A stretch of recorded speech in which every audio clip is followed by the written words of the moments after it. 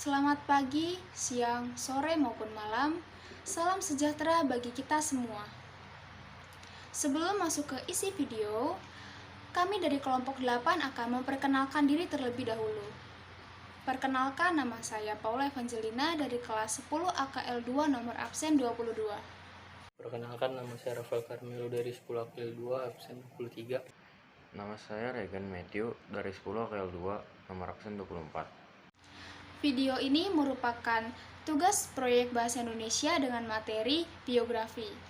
Tokoh yang akan kami bahas biografinya adalah Ki Hajar Dewantara. Ki Hajar Dewantara lahir pada 2 Mei 1889 dengan nama Raden Mas Suwardi Suryoningrat. Ki Hajar Dewantara ini berasal dari lingkungan keluarga Kadipaten Pakualaman di Yogyakarta, yang merupakan salah satu kerajaan pecahan dinasti Mataram selain Kasunanan Surakarta, Kasultanan Yogyakarta, dan Kadipaten Mangkunegaran. Ia adalah putra dari Surjoningrat dan cucu dari Pakualam III. Ki Hajar Dewantara berhasil menyelesaikan pendidikan dasar di ELS yang merupakan sekolah dasar pada zaman kolonial Hindia Belanda di Indonesia. Kemudian Ki Hajar Dewantara melanjutkan studinya ke Stovia yang merupakan fakultas kedokteran khusus laki-laki. Tetapi sayangnya pada saat itu Ki Hajar Dewantara tidak lulus dikarenakan beliau sakit.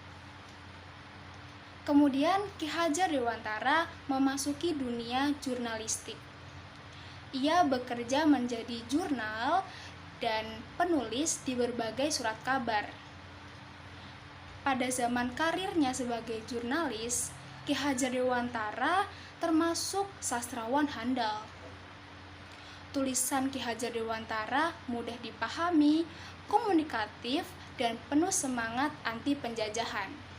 Penggunaan komitmen dan keuletan sebagai jurnalis muda, Ki Hajar Dewantara juga sangat aktif dalam organisasi sosial dan politik. Ketika Budi Utomo berdiri pada tahun 1908, ia bergabung dengan organisasi tersebut di bagian dakwah untuk mensosialisasikan dan meningkatkan kesadaran masyarakat Indonesia. Selain itu, pada 20 Mei 1908 ia bergabung dengan Budi Utomo di Batavia.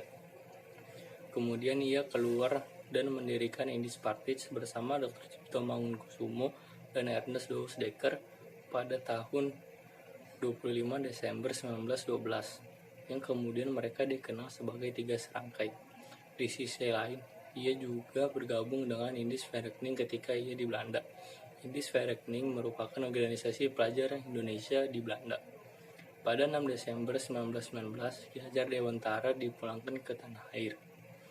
Lalu ia mendirikan lembaga pendidikan Taman Siswa di Yogyakarta. Bapak pendidikan yang kerap disebut Suwardi ini adalah seorang aktivis gerakan kemerdekaan Indonesia, politikus, kolumnis, dan pelopor pendidikan bangsa Indonesia ketika Indonesia masih di bawah penjajahan Belanda. Ki Hajar Dewantara memiliki 3 slogan yang terkenal di dunia pendidikan, yaitu ada Ing Ngarsusung Tulodo, Ing Matio Mangun Karso, Tutwuri Andayani, yang artinya di depan memberi teladan, di tengah memberi bimbingan, di belakang memberi dorongan.